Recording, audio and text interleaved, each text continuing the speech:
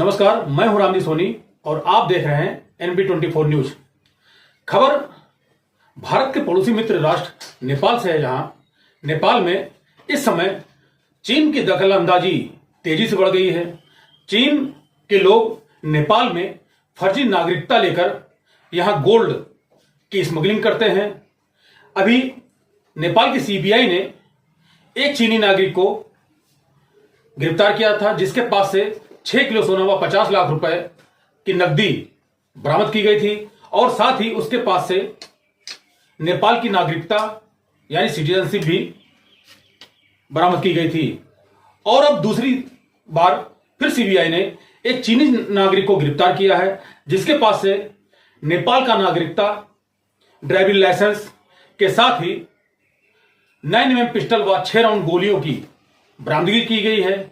यह चीनी नागरिक नेपाल में बैठकर सोने की स्मगलिंग करता था। नेपाल से पूरा ये षड्यंत्र रचा जा रहा है। नेपाल में चीनी नागरिक बैठकर हांगकांग से सोना नेपाल में तस्करी कर मंगवाते हैं और फिर उस सोने को भारत में तस्करी कराते हैं, ऐसा सीबीआई का कहना है। अब सीबीआई हर पहलुओं पर जांच कर रही है और नेपाली संसद में भी जिस प्रकार से चीनी नागरिकों के पास नेपाल की नागरिकता मिल रही है, इसको लेकर वहां भी आवाज बुलंद हो रही है। नेपाली जनमत पार्टी के सांसद अब्दुल खान ने इस मुद्दे को बेबाकी से उठाया है। उन्होंने भरी संसद में कहा कि आज चीन के नागरिकों के पास से नेपाली नागरिकता मिल रही है, अगर भारतीय नागरिक के पास से नेपाली नागरिकता मिलती तो यहां संसद में सारे लोग कितना हंगामा करते हैं। देखिए ये नेपाल से खास रिपोर्ट।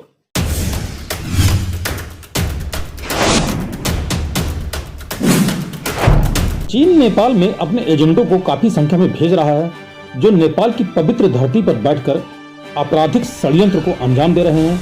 नेपाल में सोने की हो रही तस्करी को लेकर नेपाल की सीबीआई जांच कर रही है और सीबीआई के गिरफ्त में कई लोग आ चुके हैं। लेकिन अब सीबीआई के हत्थे ऐसे 2 चाइनीज चढ़ चुके हैं जो काठमांडू में रहकर अपराध के नेटवर्क को चला रहे थे। ये लोग हवाला के जरिए नेपाल से पैसा हांगकांग भेजते थे और फिर वहां से स्थलीय मार्ग से सोने की खेप को नेपाल में तस्करी कर लाते थे।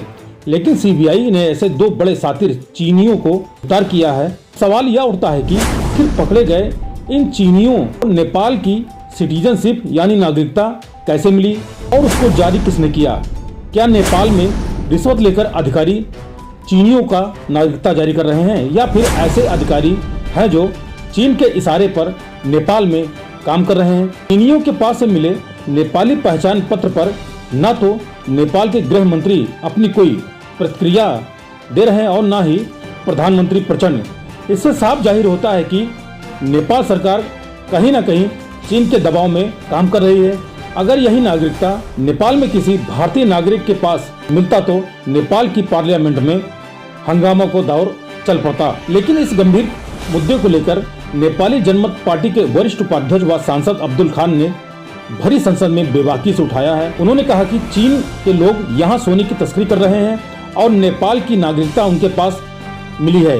इस पर संसद में कोई बोलने वाला नहीं है। अगर कहीं किसी भारतीय नागरिक के पास यह नागरिकता मिलती तो आज संसद में खूब हंगामा होता। आइए सुनते हैं कि क्या कहा नेपाली सांसद अब्दुल खान ने। को नया पत्रिका में लेखिएको छ महोदय, 6 केजी सुन सहित पक्राउ परेका चिनिया नागरिक नेपाली नागरिकता भेटिएको छ महोदय।